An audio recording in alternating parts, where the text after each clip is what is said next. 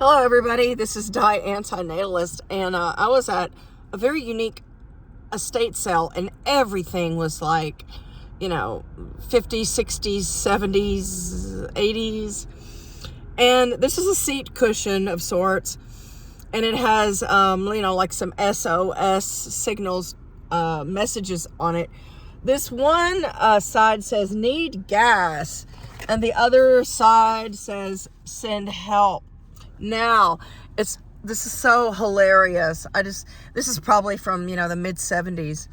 I used to know somebody who would run out of gas, like frequently, and I never understood why. I mean, why would you put yourself in that situation? Now, I think it's happened to me once in my life from my own doing. But I was always very aware of, running out of gas. Well, might have happened twice. Being on a road trip or something, you might just miss your turn off or something, and it takes another 20 miles, and like you're just really stressing. But it brought me back to about 1992, and I had this friend, and she was a really fun friend. She was a bit younger than me. Most people I've kind of engaged with were kind of younger. She might have been 6 years younger than me at the time. And she called me one time. She goes, "Diane, I really need help." And I'm thinking, like, what happened? But it was just that she ran out of gas. And so like immediately, I hop in my car. I go to the gas station, do whatever it takes to get her some gas. And so I have been compelled to help people along the way of my life, and it's been to my detriment. And the other day I wrote something on social media, and it just kind of captured the story of my life and recurring themes. And there are some things that we are compelled to do, and it is just a fight to stay away from those temptations or from those urges. And it's possible that people who have urges to have many children, it may be possible that that's just an urge that they cannot resist. As I was watching the Jeffrey Dahmer series, he was fascinated by body parts and gore and touching bodily organs and seeing, the glimmery organs as he cut them out of men's bodies. And that strikes most of us as being very eccentric, very, very odd and unacceptable. And, to each his own, right? There's a lot of people who don't lend any help to anybody. They could have the worst traumatic situation happen to them, and not even a neighbor could offer assistance or a nice card or a gift card. And then there's people like me who just jump in their car and fill up a can of gas and go to assist somebody, even if it means getting a speeding ticket or getting a wreck on the way and having to pay like a $500 deductible on your insurance. And so the other day, I recounted something that I did for just an acquaintance. She's not even a friend, she's an acquaintance. And I heard her like call for help of sorts, and so I met her need. And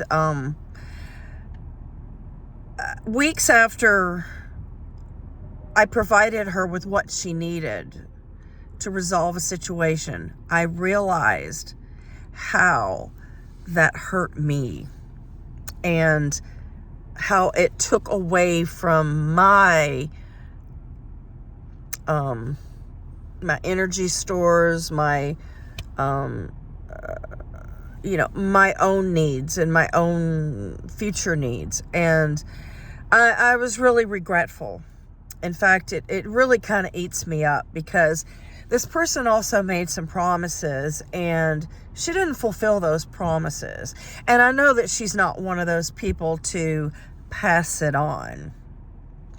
Now, I've always been one to, pass things on, make sure somebody else gets the advantages that you have gotten. Or, if you find a $10 bill on the ground, help somebody out, or, give a homeless guy's dog a can of dog food or something. And I realize that most people are not like that. In fact, I would say a huge majority, like 95% of people, are not generous, are not kind. They do not help other people. They don't return things that they borrowed. They don't realize the gifts that people have done for them. Takes away from their for their resources. And so I realized that what I did for this person will never be reciprocated, and she won't look at that gift that was given to her, and she will never provide that kind of assistance to somebody else. And it really eats me up, because the gift took away from my resources. And so I am compelled to do these kinds of things. And if I were to see a stray dog, and this has happened probably 4 times in my life, if I were to see a stray dog, I would run and park a car and flag down traffic or stop traffic in order to help that animal. Even if it meant getting a puncture wound, a bite wound, rabies, if you will. I've rescued some dogs and put in the back of my car, and they chewed up something that was valuable. But so these are things that compel me. People and animals do things that provoke generosity and kindness in me, and I cannot avoid it. In fact, I still remember when I was in Barbados, and there was a street dog, and I'm sure he, probably had a home or probably had food somewhere, but he was just running around on the streets, and the person I was with had no interest at all in saving the animal. It still bothers me to this day. And then I was in Mexico. Choke here. I was in Mexico City, and it was raining really, really hard. And there was a dog, a very small dog. And he was dodging traffic. It was like a white, fluffy dog, no more than 15 pounds. And this is one of those intersections. It's almost like a roundabout. And it was in Mexico City.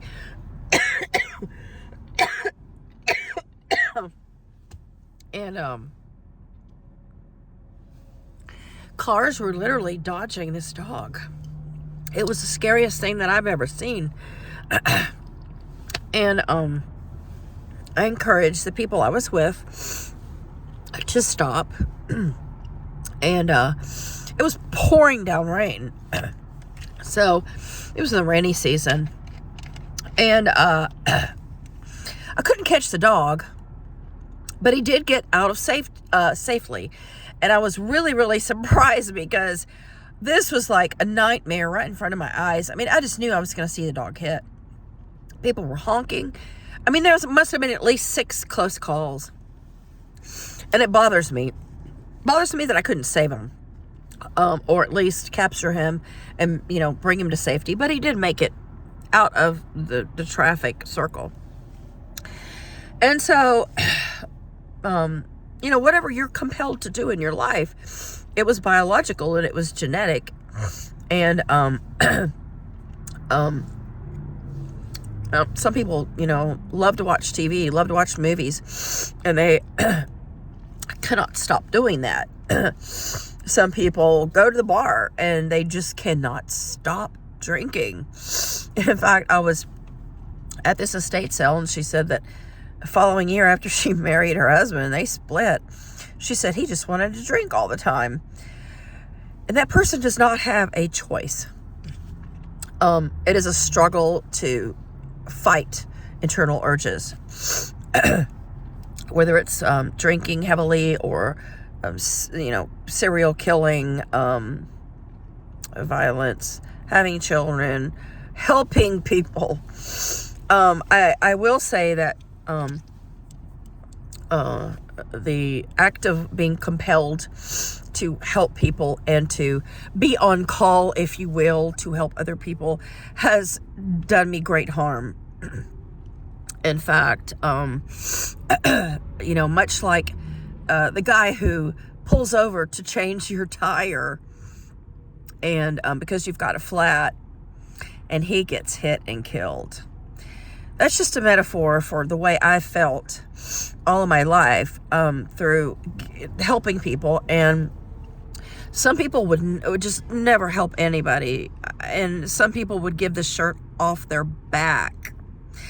I had a brother who would literally take the shirt off of your back.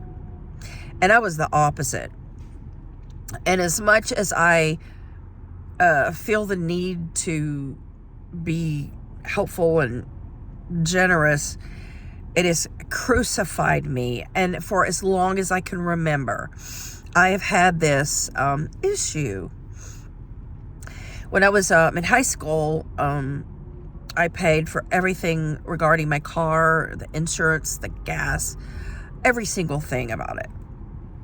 And a couple of friends would, ask me for rides. Few would even pitch in. And to drive a car is an enormous expenditure. The tires, the windshield wipers, the registration, the insurance, the license plates, the maintenance, the waxing, the detailing, the washing. It's really outrageous. And, if anybody out there is, hitching rides with people, be generous, because you know what a taxi costs. You know what an Uber costs. And, so anyway, I was in high school and this one girl, she was a smoker. She sat in my front seat and we had the windows down and some of her ashes went into the back seat of my car, burned a hole in the cushion, the seat cushion. So giving that person a ride ended up hurting me, taking away from my resources. And so whatever you're compelled to do, and I would like to hear from other people what things that compel you to go about your day, or something that ends up hurting you. And I mean, it's obvious that if you were a heavy drinker, that drinking is going to harm you and your family and your lifestyle. And if you want to keep having children and you like babies and you want to carry on your family name, and if just being pregnant really excites a lot of women, and they feel good during pregnancy. Some of them have repetitive children because of that, and they miss that feeling of being pregnant. But having children is very detrimental to your offspring. It's going to harm them eternally. So I'm kind of interested in everybody's compulsions and like urges, if you will. But I will say that helping other people has harmed me, and it's harmed me from my teenage years, and I just don't see a way to stop. And I probably, I would love to see a counselor that would deal in this sort of thing. But I don't think it's an easy thing to fix, because as soon as I see someone in peril or crying, or like, for instance, Venice Beach, I saw a woman, I think she was having withdrawals from heroin, and she was just absolutely hysterically tortured by her situation. And I also am inclined to feel that torture that they feel. So I am so empathetic that I can feel the harm that others are feeling. When I was in Hue, Dominican Republic, there was a dog probably in the final stages of distemper, emaciated, walking around just, if a dog could sweat, he looked like he was sweating, tortured, just miserable. And I was so bothered by this situation that I had asked my taxi driver if he knew of a vet, and unfortunately it was on a Sunday and there was no veterinarian around. I would have euthanized the dog, but there's a possibility that the dog could have survived this condition, but I'm pretty sure it was distemper and just misery, and I felt his misery, and it bothered me so much. I mean, I did not want to leave Higway because I worried for his future or his safety, and he couldn't really be comforted. It was like having, a flu times 10 or 100. And he had mucus coming out of his eyes, and it was just pacing around just in misery. So that's my compulsion, and to be on alert for others who are needy.